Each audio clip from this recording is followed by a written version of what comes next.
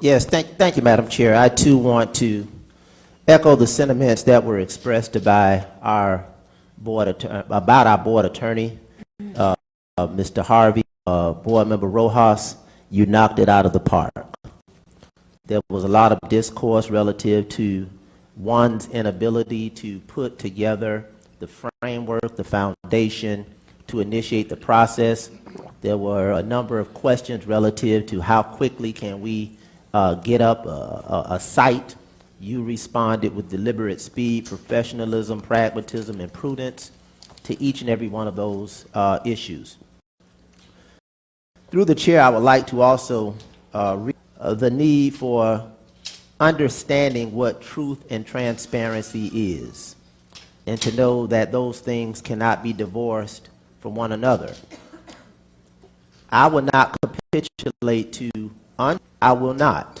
And I think our colleagues have expressed a number of the misstatements, misrepresentations that have been characterized regarding this particular process. But I want to caution my colleagues. I really want to caution. I can speak for my community. My community is very, very clear regarding our commitment, our practice, our implementation of truth and transparency. To the extent that there are those individuals who attempt to malign this particular process on a foundation of untruth, that's a different narrative, and that's one that I'm not going to capitulate to. So I'm not going to fall into the trap to think that there's a lot of cacophony around this particular issue when it's not. You had some of the most vocal individuals on certain platforms that failed to avail themselves of the public platform to express their concerns regarding certain issues. So I see those machinations coming a mile away. And I just want to caution my colleague, Madam Chair, if I may. And I'm not, well, I will call his name. He was the principal of the year for the Miami-Dade County Public Schools. So just pardon me while I give you this example. His name is Guillermo Munoz. When I was principal at Northwestern, I remember him coming to my office. He said, Dr. Gallen, Dr. Gallen, Dr. Gallen, we have a problem. The teachers are upset, the blah, blah, blah, blah, blah. Dr. Bendros Mendengar, he almost had me about to jump out the seat. And if you know Northwestern, it has 3 floors, very comprehensive building. At that time, we had 3,200 students. So I said, who is it that is all up in arms? So he went off with some degree of rapidity in the beginning. He said, it's Mr. Johnson, it's this one. By the time he got to the 4th or 5th name, he ran out. So the few people in a building, and at the time we had over 300 staff, the 4 or 5 people had him believing that there was a major uproar. There was major outrage when it really wasn't. When it really wasn't. I stand by what I said publicly, that I've not been inundated from my community or the community at large with any lamentations regarding this particular issue. I have not. As the chair opened up with Mr. Harvey, the process was very, very, very clear and transparent. So anyone who is misrepresenting that is not telling the truth. Is not telling the truth. Regretfully, some of the false narratives played out this morning. We had a statement and we have a publication that says there are no African American candidates. That is not true. Dr. Perez corrected that. That is not true. So I'm giving examples of how a few can misrepresent the many. And that misrepresentation is predicated on, sadly, and disingenuously in some cases that I know of, a false narrative. So I, as one board member, will not capitulate to that. Madam Chair, if I may, there's been this broader discourse relative to a national search. I want to give you some data. Broward County engaged in a national search And a national search firm that's retained is not free. That costs money. 39 applied, 16 met the qualifications, and they have now come down to 8 recommended candidates. Of the 8 that applied, 2 are in our pool. 2 are in our pool. 2 are in our pool. Dave, that cast a similar net, and Mr. Harvey indicated all of the platforms, all of the outlets, all of the organizations. I know all of them, and many of you do too. We ended up basically in the same place. Basically in the same place. This is public information, public information, public information. The difference with theirs is, and that's the will of their board.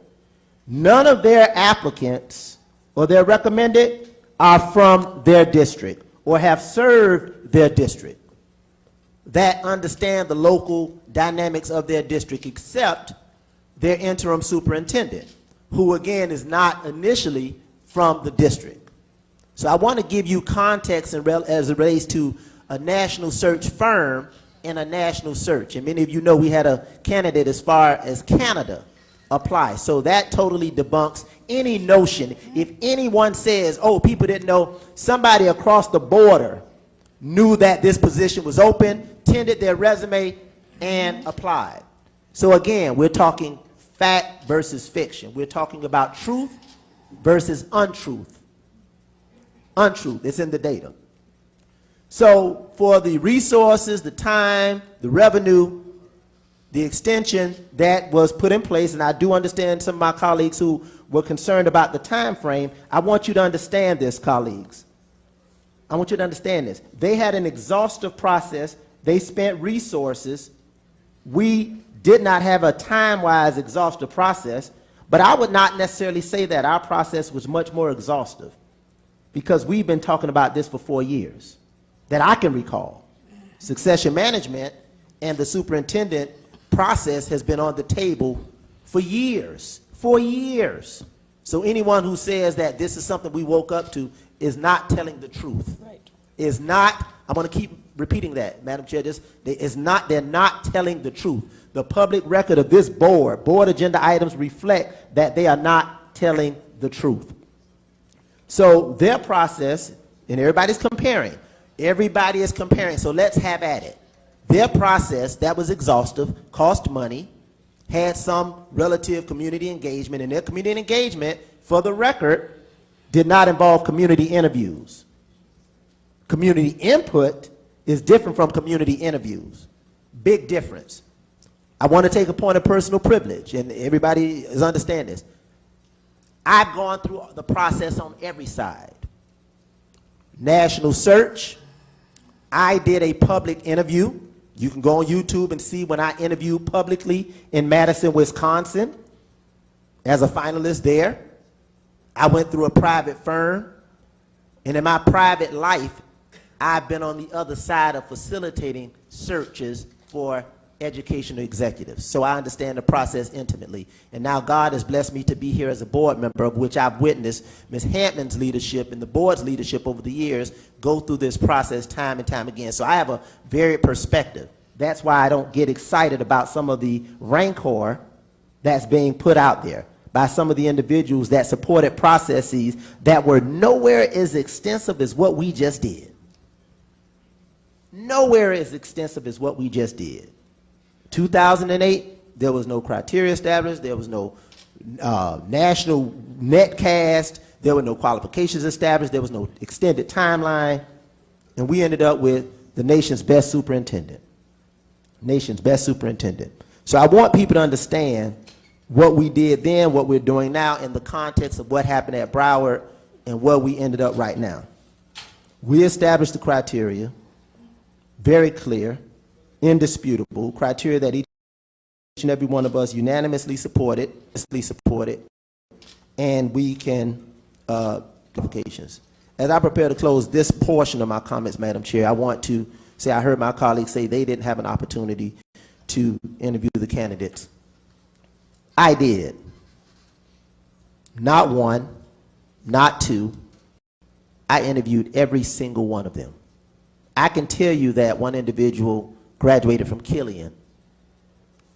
One of his children is just going to the 8th grade, another one is 18. I could tell you one candidate I interviewed, it was 37 degrees outside where they interviewed. They were born in California, but they presently live in Detroit. Another candidate from New York. But for a stint, she worked in New Jersey, so we had an extended conversation about that. She's done some transformational work. She's challenged the status quo. Very articulate, very experienced, very seasoned, very deeply committed to issues of educational equity. One candidate says that when his principal leaves, he is qualified to be the superintendent. He takes over the school. I didn't want to ask him which was his principal. Another candidate, middle school principal, now he's director in technology, has a doctorate degree. He is articulate, very impressive individual.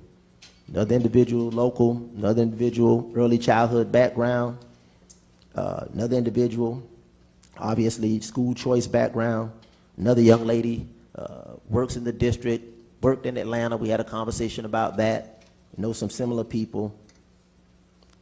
Another individual from this district, African American, is committed to being a transformational leader, has been able to maintain schools at a certain academic level, is married with children, and on and on and on. I'm giving you that context that for me, I have done my due diligence. So I'm not in support of what I would consider a public display, something that, for me, just for me, I don't need to prove to the public that I've been transparent. The record shows that. I don't need to prove to the public that we're standing in truth. The record reflects that. I don't need to prove to the public that I've done my due diligence. My constituents elect me to do that. And Dr. Bendros-Mendengal, one said to me, Dr. Gallant, I don't have any questions about that. We elected you to lead and to make decisions. And if you don't make that one, we'll hold you accountable. And for that and so many other reasons of which I'll reserve my comments until other board members speak, I am not in support of extending this, but to create another layer. I am in support of us having a discussion right now. Who are your top three? Who are your top three right now? For those of us, who are your top three and why? We're supposed to talk about it in public. I'm ready to talk about it. Who are your top three and why? And let's be counted on that particular issue. Our community, our employees, our children are depending on us to do that. And again, as I said, and as I close, I'm not in no shape, form, or fashion ever going to capitulate, number one, to a false narrative. I'm not going to capitulate to anybody who is not telling the truth and is not willing, ready, or courageous enough to speak into the mic. And let's have at that conversation. And we can challenge the truth. So with all due respect, I know there's been some rancor, but my life and my professional journey keeps me unmovable when I'm standing on truth. And I'm ready to stand here in the public on that. So I'll stand on truth, Madam Chair, and at the appropriate time, I have a motion that I would like to make regarding this particular process. But I do agree with my colleagues. Let's have at the top three. But to go through a whole nother layer for me, having gone through all of that, I've done that. I got the record. I've done every one of those. I've done a private search where they didn't know. The board announced that I was the superintendent at the meeting. There was another one that it was an extensive search, public interview. I still look young, still look the same, look younger then, but it was 13 years ago, Madam Chair. It's on YouTube. You can see all the questions coming from the floor. The questions are coming from the floor, Ms. Bias-Gellas. People asking from the audience, and I'm answering them. A lot of people interview very well, but I'm not looking for somebody who interview very well. I'm looking for somebody who has a proven body of work. Thank you, Madam Chair.